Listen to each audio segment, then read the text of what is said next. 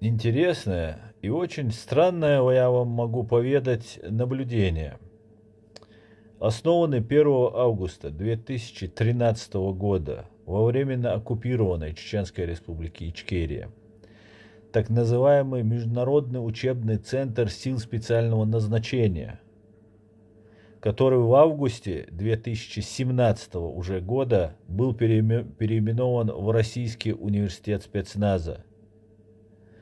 А через 10 лет с момента нападения, вторжения на территорию Украины и через 2 года после широкомасштабного уже вторжения, то есть 20 февраля 2024 года, после приезда и, видимо, по его настоянию Дмитрия Медведева во временно оккупированную Чеченскую республику Ичкерия, Рамзан Кадыров сообщил у себя на телеграм-канале: приезд заместителя председателя Совета Безопасности РФ Дмитрия Медведева стал для нас весомым поводом, чтобы озвучить решение назвать Российский университет спецназа именем Верховного Главнокомандующего президента России Владимира Владимировича Путина, написал он.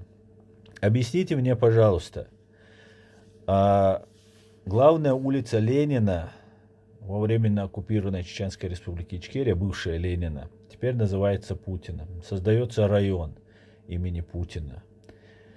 Везде расклеены фотографии, портреты Путина в каждом кабинете и на улицах. Как в Северной Корее. Ну, как русские любят, они думают, и мы это полюбим.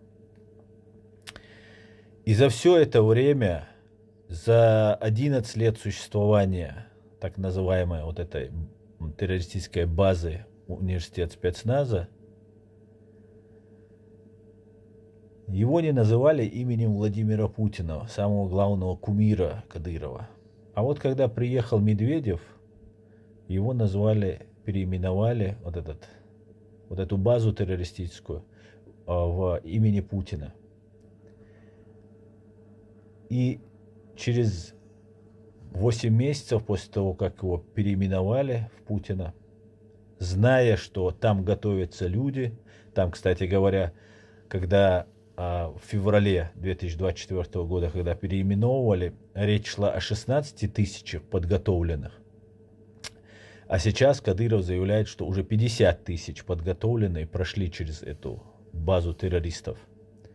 То есть 34 тысячи подготовили за эти последние 8 месяцев, получается, да? Что-то не складывается, что-то как-то не складывается. Но не об этом речь. Речь о том, что через чуть более полгода после того, как переименовали, когда прилетел Медведев специально попросить об этом Рамзана Кадырова, чтобы переименовали в Путина, эту базу террористическую, этот институт имени Путина, так называемый, атаковали дроны, либо не атаковали дроны. Украинцы не говорят, что они атаковали. Ну, украинцы так иногда делают.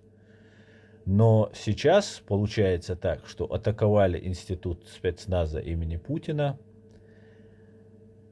и мстить, и всеобщую мобилизацию, и создание штрафбатов из чеченцев будет происходить из-за того, что кто-то атаковал институт имени Путина. Вот объясните мне, зачем они поменяли название? 10 лет не меняли, и вот взяли и поменяли 11 лет. Ну, 10-11 лет не меняли.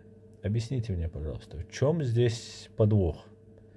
В чем причина?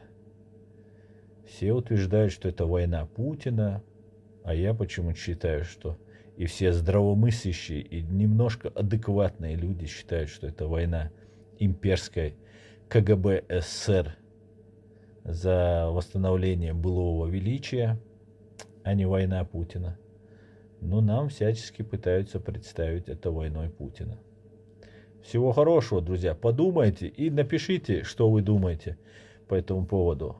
Почему изменили они это название? Всего хорошего.